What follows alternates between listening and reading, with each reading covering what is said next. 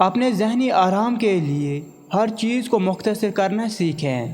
الفاظ، احساسات، خواہشات اور لوگ سب کو سب کا پتہ ہے، مگر اپنا کسی کو نہیں پتہ۔ رسول صلی اللہ علیہ وسلم نے فرمایا، تم لوگ پہلوان کس کو شمار کرتے ہو؟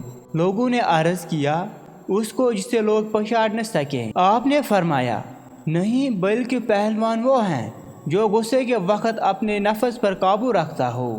مخلص رہنے والے مختصر ہوتے ہیں، مطلب والوں کے پاس تو ہجوم ہوتا ہے۔ اگر عبادت نہیں کر سکتے تو گناہ بھی نہ کرو۔ فاصلے کبھی رشتے الگ نہیں کر سکتے اور نزدیکیاں کبھی رشتے بنا نہیں سکتے۔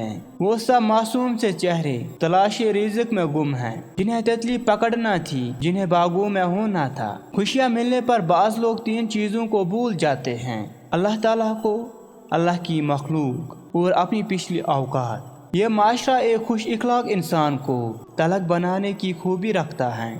خوش رہا کرو، کیونکہ پریشان ہونے سے کل کی مشکلیں دور نہیں ہو جاتی، بلکہ آج کا سکون بھی چلا جاتا ہے۔